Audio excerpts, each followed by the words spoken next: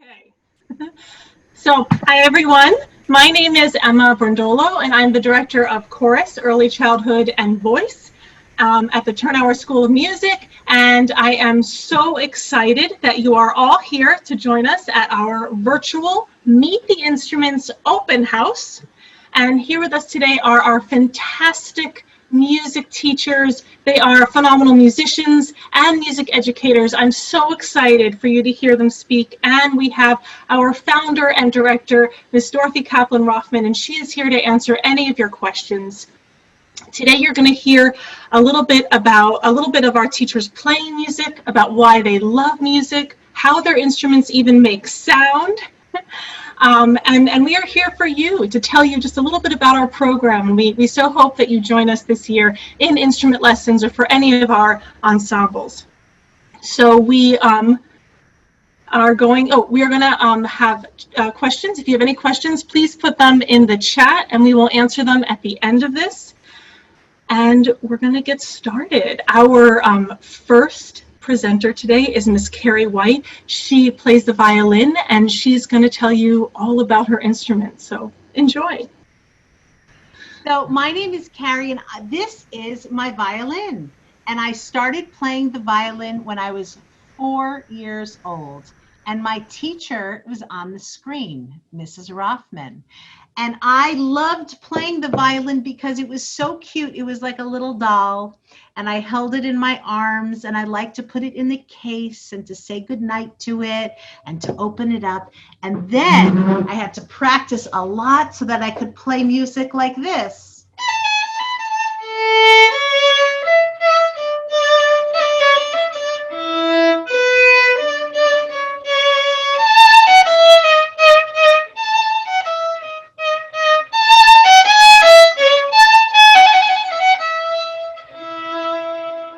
We play the violin on 4 strings and we use a bow that's made out of a piece of wood and horsehair.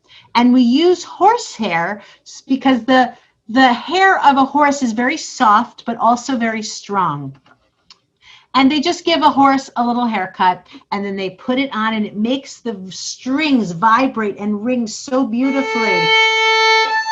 And I can play very, very high and even higher and very low.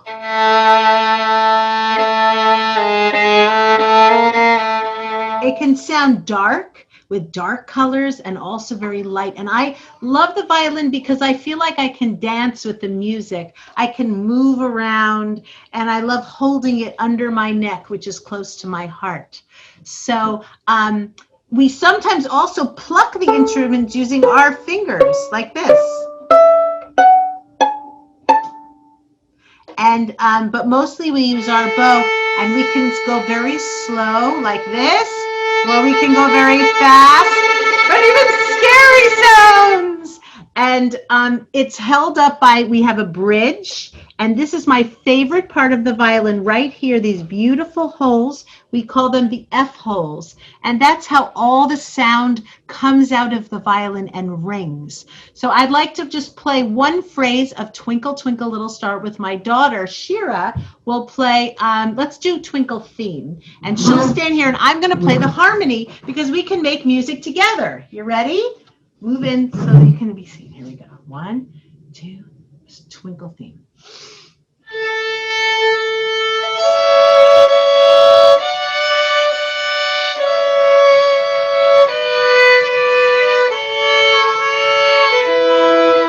Keep going. Let's go faster.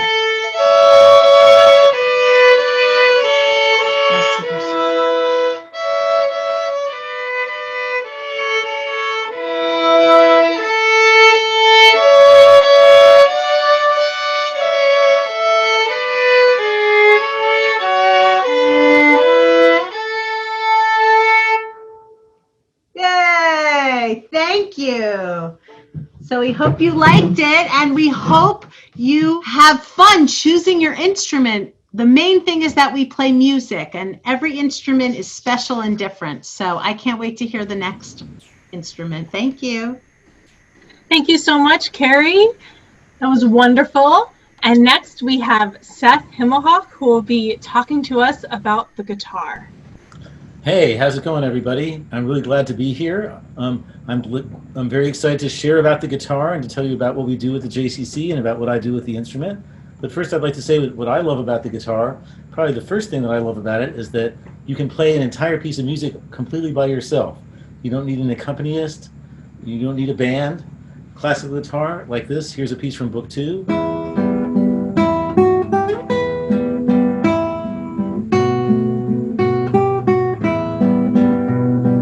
You get all the melody and the harmony right on the same instrument. Now, I got started playing the guitar as my third instrument. I started with the recorder. My dad helped me with that, and so I learned early on about the importance of playing music with your family. And my dad also was part of my violin lessons, which happened later when I was about 8 years old.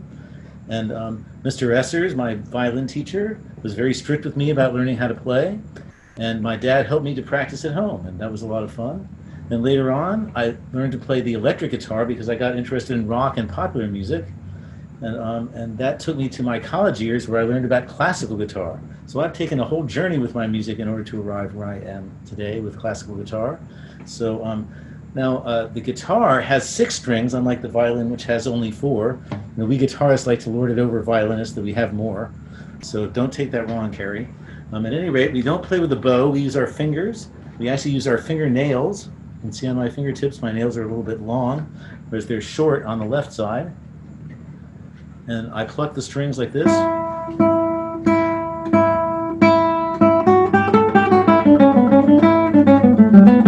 Or else I can strum all the strings.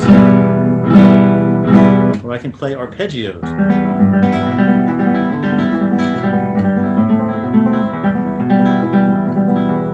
And in Suzuki guitar, we also play Twinkle Twinkle Little Star.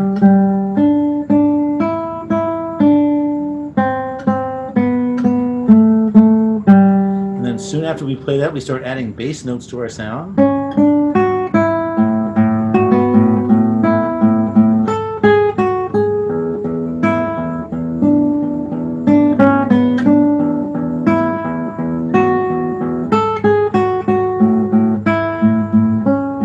And pretty soon we're starting to play some pretty complicated stuff like this.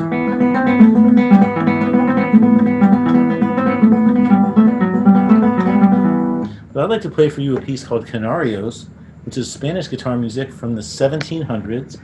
And it's a piece about an island, the Canary Islands in the middle of the Atlantic Ocean, where they would stop while sailing across the ocean to have some nice stuff to eat. And this piece kind of reflects the dancing and partying that you do when you'd spend a whole bunch of time on a boat, and now you're getting to have a good time in the land. So here comes Canarios by Gaspar Sanz.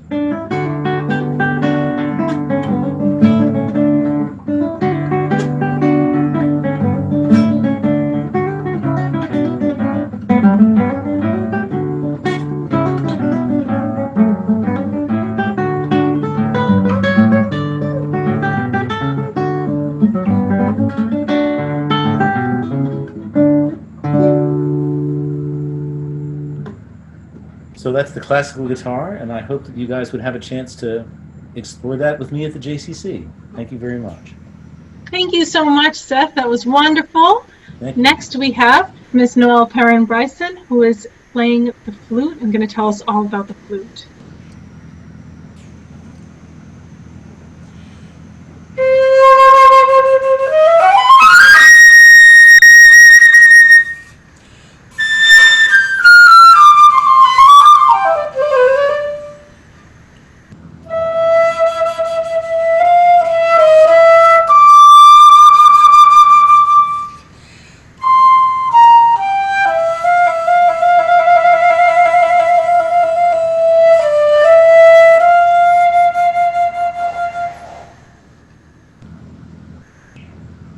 I am so excited to be able to connect with you all today to talk about flute. I've been teaching Thurnauer for over 25 years. I started playing the flute myself when I was 10 years old.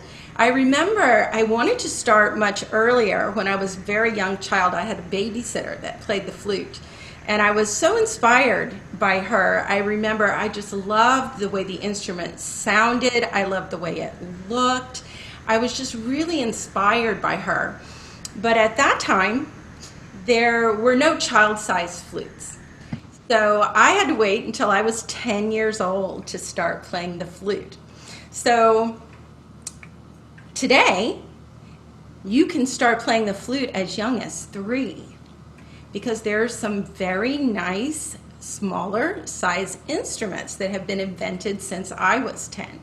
So this is the flute that you play when you're 10 years old and older. This is a full-size flute, and I make the sound by blowing across this hole. So this part actually makes a sound all by itself. We spent a lot of time just playing this part. We learned that first, and then we'd make the pitch change by pushing the keys.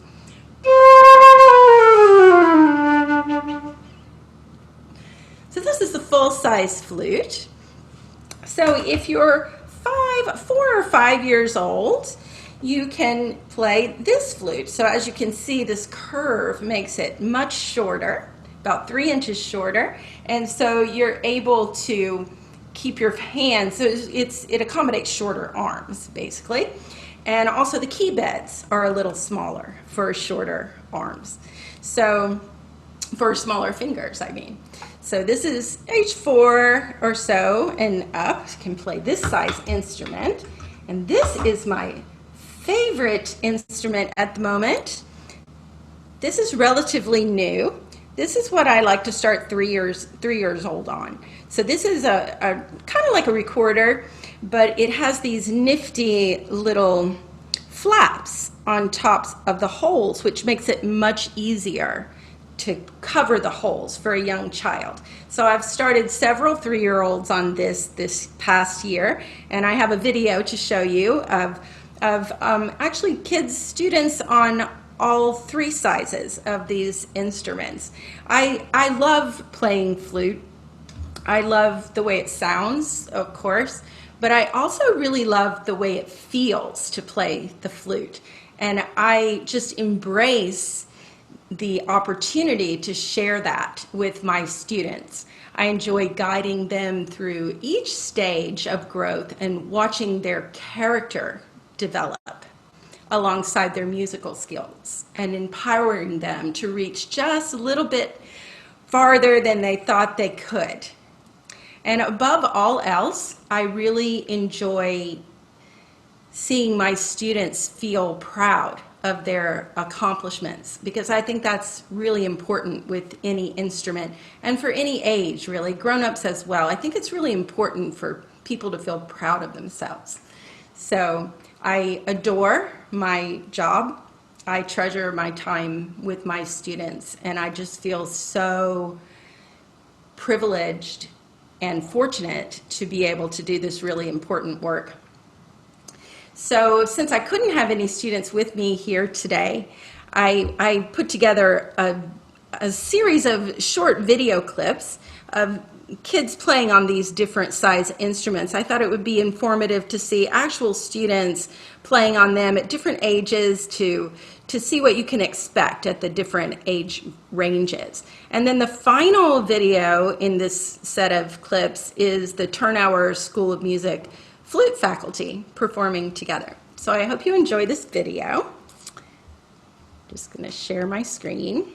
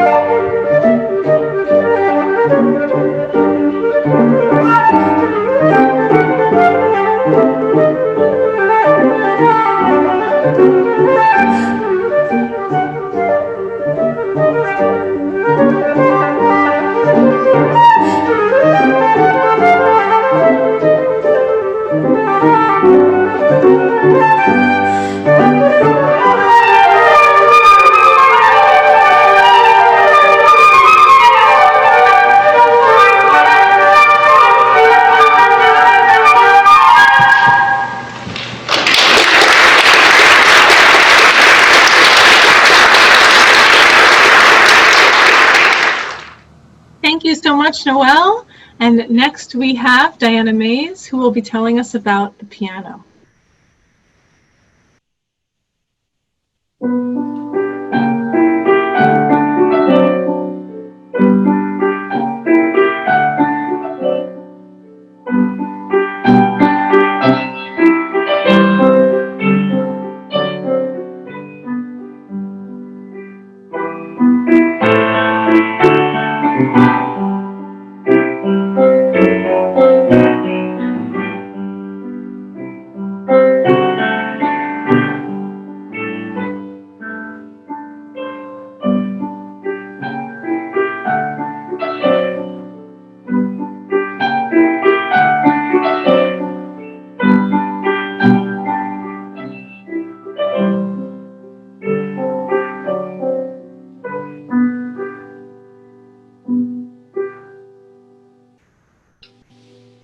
Hi everyone, my name is Diana Mace. I started taking piano lessons when I was in the 2nd grade, but prior to that time I listened to my siblings and my parents all singing and playing the piano and the guitar, and I just couldn't wait to learn how to play this magnificent instrument, 88 keys. There are a lot of reasons why I chose the piano. For one, a piano makes a house a home. It's a place to gather for happy occasions, holidays, birthdays, any occasion, to make music and to sing and to be with our family. As pianists, we have a vast repertoire of magnificent music written by every great composer, Bach, Beethoven, Brahms, Chopin. The list is endless, and every piece of magnificent work of art. I also was drawn to the piano mostly because of its beautiful, beautiful sound, but the broad range of the instrument, you know, from high to low, low to high. The broad range of the piano encompasses every orchestral instrument from high to low, low to high, and that's always a lot of fun, because if you really have to get right down to Twinkle, Twinkle, Little Star, we could almost be the flutes. Or maybe the violas.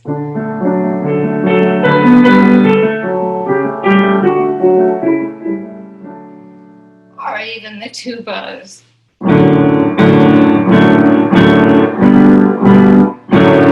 So we have it all. Now, I love playing the piano, and I love teaching people to play the piano. One of the most interesting things about learning the piano is the instrument itself. You see, there are little hammers, little felt-covered hammers inside the piano, and they strike the strings from below. When the strings vibrate, those vibrations are transmitted to the soundboard in the piano, and the soundboard starts to vibrate with the air, and it resonates to make sound. You see, the entire instrument, mostly the soundboard, vibrates to create the sound on the piano. Now, when you take piano lessons, it's a very fun and quite simple setup, because all you really have to do is plant your feet on the floor, sit with nice posture. We adjust our binoculars to about half an inch. We bring them over to the piano, and we're ready to go. So our lessons often made up in 3 parts. Technique, which is the scales, the arpeggios, the exercises to keep our fingers nimble. The repertoire, which I like to refer to as old friends and new friends. The old friends are the pieces that we can play. We have them in our fingertips, and we have them in our memory, and we're polishing them up and fine-tuning them. The new friends are the pieces that we're still working on. We're learning the notes and the rhythms and all of the parts, like little Lego parts. We're putting them all together. We work on sight reading, which is learning how to read a piece of music that you've never seen before, and doing it with accuracy and confidence. you'd be surprised how quickly you progress at the piano if you practice only on the days that you eat. Now, we have lots of fun playing duets and many different musical genres. So I hope that you'll join us at the Thurnauer School of Music for lessons, classes, concerts. It's an amazing place. And as Plato said so perfectly, music gives soul to the universe, wings to the mind, flight to the imagination, and life to everything. So join us, come make music at Thurnauer, and I hope to see you soon. Thank you. Thank you so much, Diana. That was beautiful. Next, we have Barbara Allen to tell us about the harp. My name is Barbara, and I'd like to tell you a few things about my harp. I love playing the harp. I've been playing since I was 4 years old, and I'll show you all very quickly. There I was at 4 years old on a very small harp. Now that I'm bigger, I have a big harp. You've already learned that the violin has 4 strings, and that the guitar has 6, and that a piano has 88 keys. A harp has 47 strings, and I hope you can see that we have different colors. We have red ones and black ones. But not only do we have 47 strings on my big harp, we have 7 foot pedals on the bottom. Now, normally you don't see a harp up close. If you're going to an orchestra concert, we're in the back. But what's so important about these pedals that we're working with our feet is that they have nothing to do with the pedals on a piano. All of my pedals have 3 different positions, flat to natural to sharp. So there are 21 positions down here. And if you take all of the strings, 47, times that by 7 foot pedals, can you imagine how many sounds I can get? Even more than a piano. So let me tell you very quickly, I can make my E natural, keep it natural, and then take my Fs and put them flat. So they become the same string. Instead of E to F, they become E to F flat, and then a B sharp to a C, which makes for the magical sound of the harp that everybody knows from all those Disney movies and everything. And that is what sold me on the harp. I have been playing harp, like I said, since I was 4 years old. It is almost 6 feet tall. It has a big body, so it makes so many beautiful sounds. And if you come visit me in the harp room at Thurnauer or in my beautiful harp room here online, we could start on Twinkle Twinkle also, because I do teach Suzuki. So let me give you a little idea.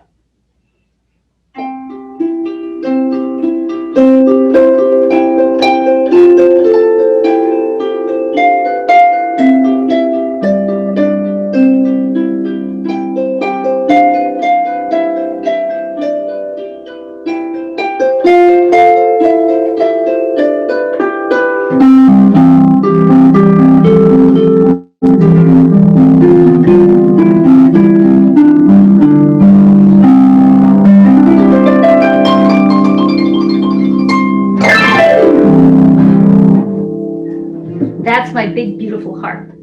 I am principal harpist with the American Ballet Theater in New York City at Lincoln Center. I love my job, but I also play a lot of rock.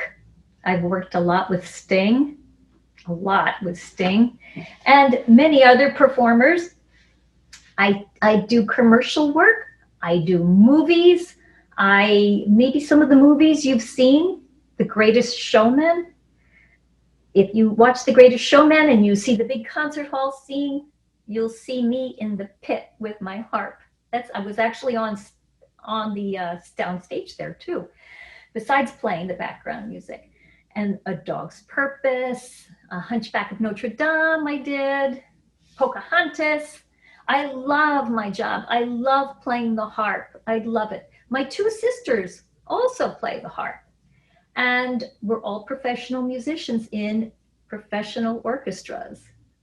So that is my instrument. Of course, if you come to Thurnauer, you'll probably begin on a smaller instrument, but I would love to show you all the beautiful sounds my harp can make. We make beautiful harmonics. We can trill, or just play beautiful arpeggios. And please come visit us. Thank you so much, Barbara. That was beautiful. And next we have Sarah Bish, who's going to tell us about the cello. Hi everyone, my name is Sarah and I play the cello. Now before I tell you about the cello, I want to play a little bit for you so you can kind of hear what it sounds like.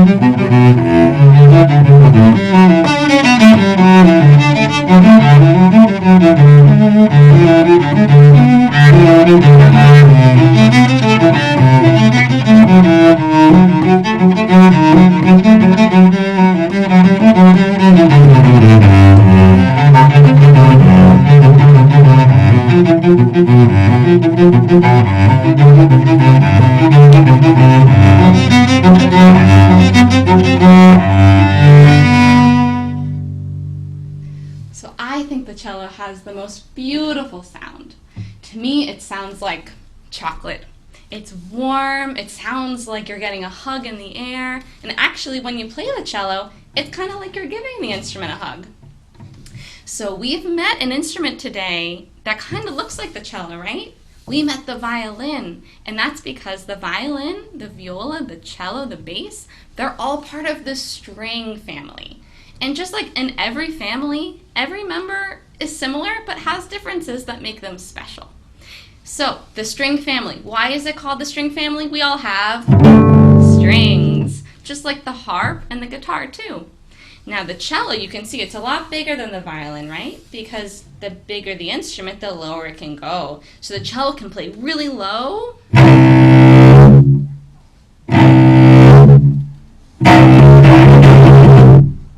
or it can play really high,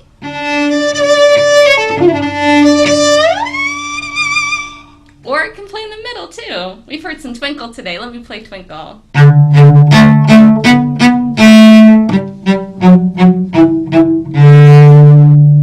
But don't worry, when you get your cello, it's not going to be this big. Like we've learned with the other instruments, you can get a small cello, and as you grow, the cello gets bigger too.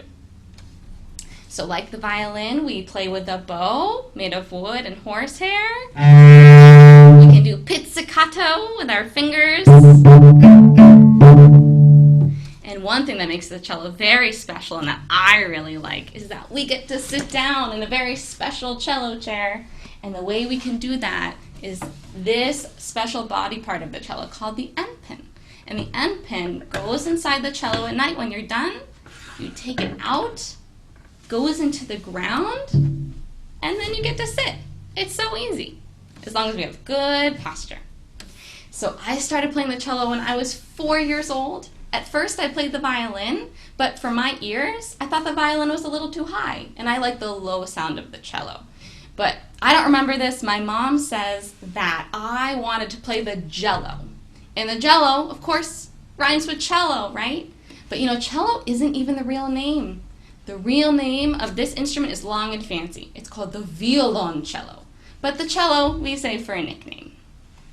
I was actually a student at the Thurnauer School of Music, repping the shirt, one of my favorite shirts, when I was in high school. So now that I'm a teacher there, it's extra special for me. And I love teaching cello. I love playing the cello. And how exciting is it that even though you're home and I'm home, we get to make music together. I'll teach you lots of games that help your fingers know exactly what to do, and I'll make sure that all of my students and their parents know exactly how to set up the cello. Even though I'm not there with you, you have a lot of confidence and you can play it yourself. So I hope whatever instrument you choose at Thurnauer, it'll be great, and I hope you choose the cello because it's my favorite instrument. Thank you. That was wonderful, Sarah. Thank you so much. And thank you so much to all of the music teachers today for sharing your instruments. The last instrument we're going to talk about today is actually the voice, my instrument. I started singing and taking music classes when I was 5. I took early childhood music classes, and then when I was 8, I joined the Young People's Chorus of New York City with Francisco Nunez. And then at 12, I started private voice lessons, and often we start private voice lessons around the middle school years. But before that, there's lots of opportunities to sing, whether it's in those first steps in music classes. At Thurnauer, we have them, and they're called the music garden classes, and those are for our youngest musicians starting at age 3 years old. And then as you get older, you can sing in a chorus, just like I did. That's where lots of children sing together. And at Thurnauer, we have a very large chorus, and we have lots of performances, and we make virtual mashup videos. It's a lot of fun. And then as you get older, you can take private voice lessons, which is what I took as I grew up. And then I went to music school, and I did vocal performance and music ed, and did a lot of performing. And now I run these beautiful programs at the Thurnauer School of Music, which I really love. If you take voice at Thurnauer and you are about 11 or 12, one of the pieces that you might sing is Somewhere Over the Rainbow. And so I'm just going to sing just the first part of it. When all the world is a hopeless jumble and the raindrops tumble all around, heaven opens a magic lane. When all the clouds darken up the skyway, there's a rainbow highway to be found, leading from a window pane to a place behind the sun, just a step beyond the rain. And that's just one of the pieces that you might sing in a voice lesson. I happen to love singing. I sing all the time. That's how you know I'm my happiest, is when you hear me humming around the house. And I love to sing all different types of music. And when you come and take voice lessons at Thurnauer, you will sing classical music and musical theater. And I wanted to just share with you what it sounds like when a senior in high school takes a voice lesson. I'm just going to share my screen really briefly.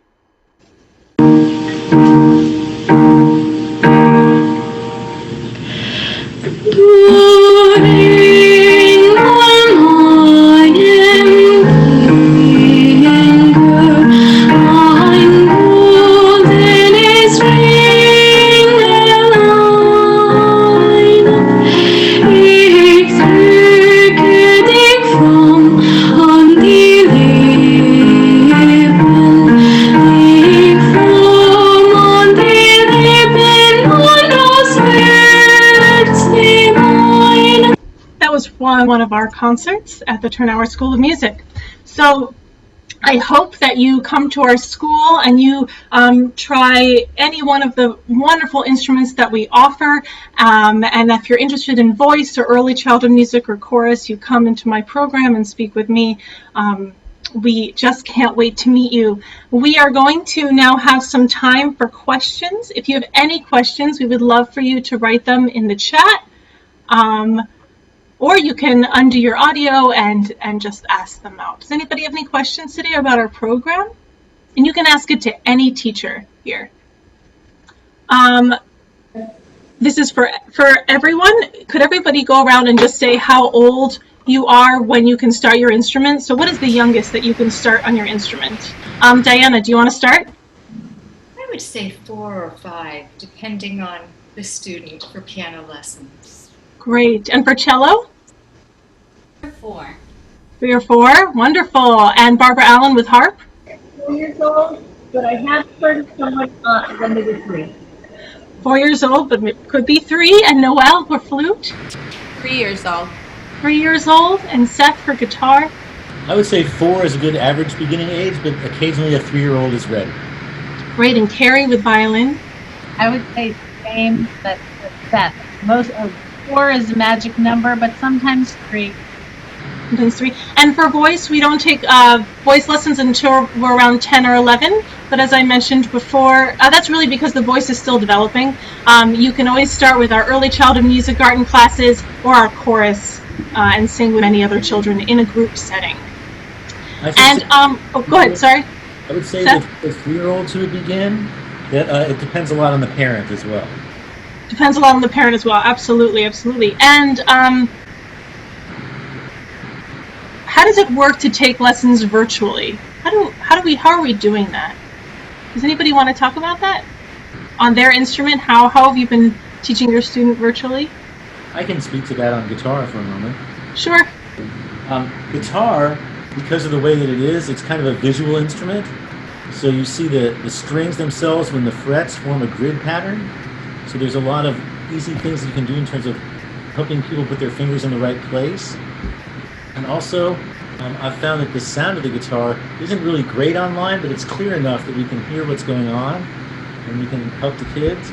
And so I've found that I've been able to have some good success playing guitar online because of those reasons. Wonderful, wonderful. Does anybody else want to add how they are teaching virtually and what they've enjoyed or learned? Go ahead, Diana. Thank you. I could add something for piano. You know, since we can't move our instruments like many of you can, hold them and go around with them, of course, we're located in one specific setup. So we have the piano at the side, or we have the pad or computer at the side, as I do have here. And so that I can see their hands and they can see my hands. I have a little bit more magnified view. But we're having great success with piano, and we can come right up to the screen to demonstrate fingers, hand positions, you know, this kind of thing, which is really, it's just right there, and the sound is quite good. Sometimes, if somebody doesn't have great internet in their house, I'll have them record something and send it to me. We can even play duets in 2 different places, because I'll record one part here, I send it to them so that they can have it at their house to play along with it. So we've had great success with piano, and visually it's quite good. That's wonderful. Barbara Allen, did you want to say something as well? Okay, so I too will record often what they practice or during the lesson, and then I will send that to them. And then they have the ability to practice with me throughout the week. Because usually what we do when we're together is to play together a lot. And I always love playing different music. They get a sense of praising. And I have found that recording and sending that tremendous. Great. Thank you so much, Barbara. And we have a question. How would you recommend a child decide on their first instrument? How do you decide, Carrie? Well, it's such a hard question. Even as a parent myself, I'm not exactly sure because every child is different. I would say one thing you can do is take some time to listen to some of the music, and maybe the JCC can send certain amazing videos. I wouldn't necessarily recommend just going YouTube exploring, because sometimes they're not the most amazing videos there, and you know, everybody can upload everything. But some of the great masters that you can hear and listen and see if the child has a leaning towards one or the other. Another thing you can do, and this is if we were in person, every child would be able to feel and hold the instrument and try it. And sometimes, you know, something you might think would work may not work. You know, like sometimes they think they want to play the violin, but they sit down at the piano or they hold the guitar and their whole face lights up. So it's kind of a hard I'm still not sure if I picked the right instruments for my kids because they didn't really express it. I picked cello because every time I was listening to WQXR when I was pregnant with my son, there was a piece of cello on the radio, and I felt like that was a sign, so who knows? But, there's the sound and also the physicalness of it, and that sometimes a teacher, if you have a one-on-one meeting in a socially distanced, safe way, if you are really not sure between two, looking at it, holding it up close can sometimes help. Thank you, Carrie. And Dorothy, do you want to add anything? Well, first of all, thank you to our wonderful, wonderful faculty. And I think that what's so special is that everybody who is here on this Zoom meeting of our faculty, they all love music, and they all love to teach, and they all love to connect that joy that they feel with their students. And we usually have an in-person instrumental petting zoo. That's what we call it. And this is, we're making the best of a difficult situation. And it's difficult for everyone. And I would like to encourage everyone to keep music in their lives, to keep wanting to play your instrument and make music, whatever the difficulties are. And that's why we have today's Meet the Instrument. This is the way we can help you reach out and listen to the different instruments and meet some of our faculty, and perhaps that will help you to make a decision. But we really feel that music should be in everyone's life, and Diana, you said something beautiful. Piano makes the home, and we all feel music makes the home. So thank you so much for being with us today, and feel free to ask lots of questions, to get in touch with us directly. Everybody is on email and on cell phone, and we want to keep the discussion going and help you to make the right decision. And there is no wrong decision. Anything you start with music is only positive. Even if you discover that you prefer deeper sounds to higher sounds and switch from violin to cello, that's fine. It's time to explore and get involved in enjoying music. I think that's it. Wonderfully put, Dorothy. And we actually have someone who would like to play for all of us, just as our last wrap up.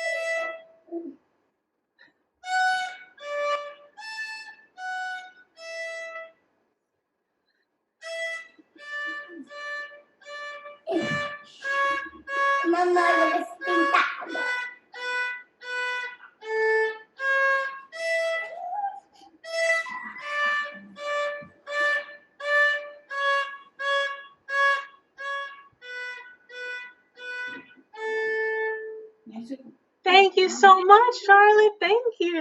Bravo. Yay. Thank you, Charlotte. Thank you for sharing with us today. All right, thank you everybody so much for joining our virtual Meet the Instruments with the Thurnauer School of Music. It was wonderful to hear about everybody's instruments and to hear everyone as musicians. Thank you so much. If you have any questions, please reach out to us at the school or on our Facebook page. We would love to help you help your child find their right instrument. Thank you so much and have a good day.